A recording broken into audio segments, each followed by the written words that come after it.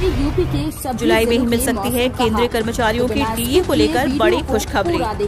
Corona के कारण केंद्रीय कर्मचारियों को लंबे समय से महंगाई भत्ता की रुकी हुई किश्तों के बहाल होने का इंतजार है। तत्कालीन वित्त राज्य मंत्री अनुराग ठाकुर ने संसद में 1 जुलाई से रुके हुए किश्तों को बहाल होने की घोषणा भी की थी, लेकिन अभी तक इस पर सरकार की तरफ से कोई आधिकारिक घोषणा नहीं हुई है। हालांकि कुछ रिपोर्ट्स में कहा जा रहा है कि सरकार बहुत जल्द इसको लेकर बड़ा ऐलान कर सकती है। हाल ही में प्रकाशित all India consumer price index की रिपोर्ट के मुताबिक जुलाई में 3% तक डीए बढ़ सकता है। मौजूदा समय में केंद्रीय कर्मचारियों और पेंशनर्स को 17% डीए डीआर मिल रहा है। अब तक की रुकी हुई 3 किश्तों को अगर जोड़ दिया जाए तो यह बढ़कर 28% पहुँच जाएगा। माना जा रहा है कि सितंबर में एक बार फिर से 3% तक डीए बढ़ सकता है। कोरोना महामारी के कारण सरकार ने डीए और डीआर पर रोक लगा रखी है।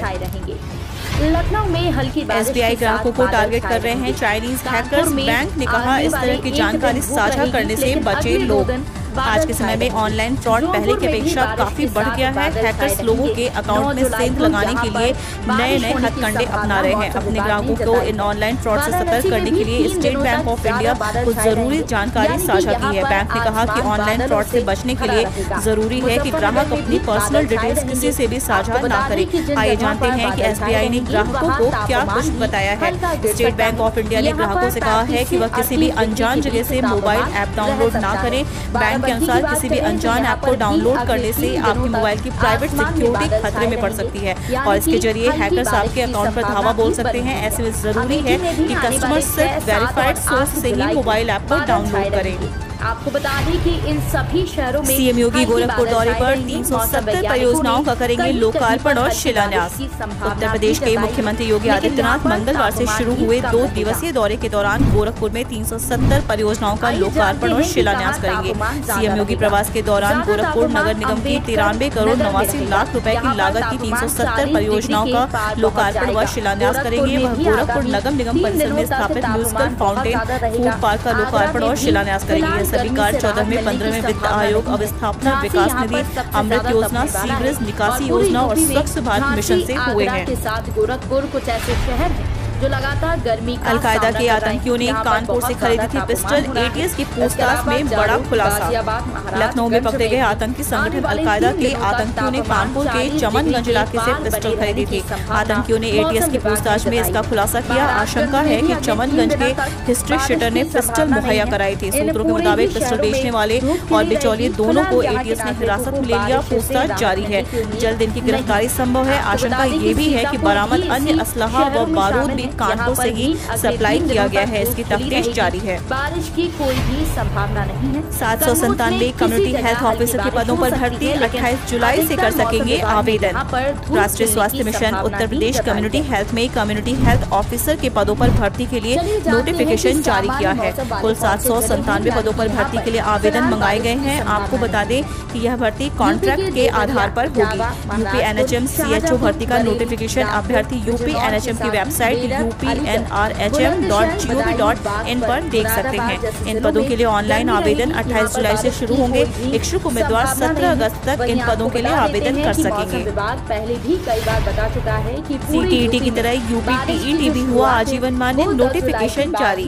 यूपीटीईटी उत्तर प्रदेश शिक्षक पात्रता परीक्षा के आजीवन मान्य के लिए सचिव परीक्षा नियामक प्राधिकारी ने नोटिफिकेशन जारी कर दिया। सचिव संजय कुमार उपाध्याय की ओर से जारी नोटिफिकेशन में कहा गया है कि एनसीटीई के 9 जून 2021 के अनुसार 11 फरवरी 2011 के बाद उत्तर प्रदेश शिक्षा पात्रता पास करने वाले अभ्यर्थियों के प्रमाण पत्र की वैधता अब 5 वर्ष की जगह आजीवन मान्य कर दिया गया है।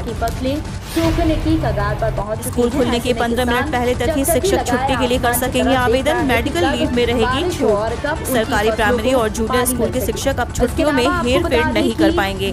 स्कूल खुलने के 15 मिनट पहले तक की छुट्टी के लिए मानव संपदा पोर्टल पर आवेदन करना होगा। केवल मेडिकल लीव के लिए बाद में आवेदन कर सकेंगे। इससे निरीक्षण के समय अनुपस्थित शिक्षकों के खिलाफ कार्रवाई का रास्ता साफ हो गया है। अभी तक भी यह नियम था कि निरीक्षण के समय अनुपस्थित शिक्षकों के खिलाफ कार्रवाई की जाएगी, लेकिन जब निरीक्षणकर्ता कार्रवाई के लिए लिखता है तो बाद में शिक्षक छुट्टी के लिए आवेदन कर देता था। वहीं खंड शिक्षा अधिकारी कार्यालय से मिली भगत के कारण शिक्षक को निरीक्षण के समय यदि पता चल जाता था कि आज स्कूल का निरीक्षण होना है तो वह उसी समय आवेदन करता था और डीईओ से उसे तुरंत मंजूर कर देता था। लोग परेशान हैं, बारिश नहीं हो रही है। अखिलेश यादव के आरोपों का सीएम योगी ने दिया जवाब। जानिए पंचायत चुनाव में सपा की हार पर क्या बोले। मुख्यमंत्री योगी आदित्यनाथ ने पंचायत चुनाव में सपा अध्यक्ष अखिलेश यादव द्वारा पंचायत चुनाव में सरकारी मशीनरी के दुरुपयोग के आरोप को बौखलाहट से भरा बताया। एक न्यूज टेलीविजन चैनल को दिए गए एक इंटरव्यू में सीएम योगी ने कहा कि समाजवादी पार्टी इतनी बड़ी पराजय को स्वीकार करने के स्थान पर निराधार आरोप लगा रही है।